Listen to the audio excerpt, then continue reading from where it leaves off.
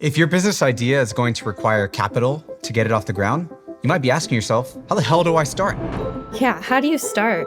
We asked Josh, the CEO of a climate technology company, that question. I wish I knew these 3 things before I raised my first $1 million.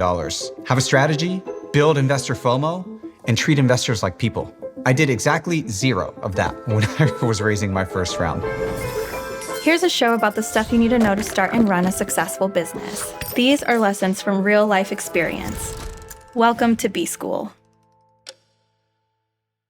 How would you explain to a 6th grader what Noya does? Noya develops machines that pull gases out of the air that are currently heating the planet up to a very scary level. Wow. Dude, that was like, someone asked you that question? No, I just came up with that.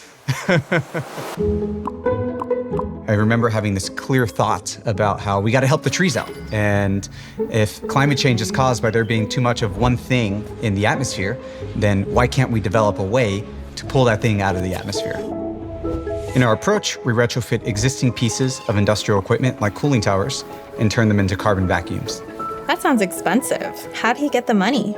So which of the co-founders had money? Neither of us had money. From the very beginning, we knew we were going to need a good amount of capital to build this technology. I volunteered to ultimately chase after investors and try to raise our first round of capital. I was like a chicken running around with a head cut off, just squawking at people trying to say, like, hey, do you have money? Do you want to invest? It was a hard time. We probably got told no about 50 times before we got told yes for the first time. The conversation with our first investor was great. And at the end of the call, they said, great, let's schedule another call and we'll send you some questions in between for us to discuss then. I was like, cool, questions, I can do that. Sounds great. But when we were asked for scientific literature to support what we were doing and some deep amount of analysis, well, we had to make all that up. Before we get into the lesson, how do you know when you're ready to talk to investors? So you need proof that people want what you're building, the knowledge that what you're building actually works to solve the problem that this first group has, and some idea of what your financial structure is and how you're going to make money. Before you reach out to investors, know what investors you're going to reach out to. Make a list, but I wouldn't reach out to anybody on that list until I was ready to reach out to all of them, and then I would reach out to all of them at the same time. The second thing I would make sure that I would do is figure out ways to play investors off of each other and create this incredibly powerful FOMO effect. What does FOMO have to do with fundraising? Without communicating that people are investing in your round, it's hard to maintain urgency in the eyes of investors.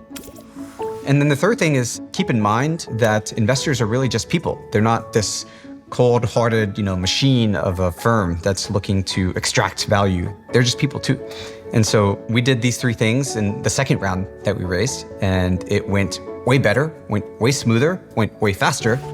Noya's been around for about 2 years and so far has raised $1.2 million. We are still in early innings. We have been able to prove our technology at a small scale. We've been able to get some amazing early partners, and we've been able to partner with some great investors as well. We are definitely in a much better place now than we were then, and I would not take any of it back despite some of the bumps and twists that we've had along the way. Not all business ideas require fundraising, but either way, entrepreneurship requires work. Is it worth it? There are many reasons that it's worth it to take a step towards your dream idea. You will just grow so much as an individual. Being a founder is like compressing a normal person's workload into like a much smaller amount of space and forcing everything else to kind of squeeze out of the edges. And I think one of the big joys of pursuing a dream is that whether or not you reach the dream, you're able to become a better person through it. The second reason to come to mind is that you might just reach your dream. If you have an idea that you're thinking about, strongly consider doing it.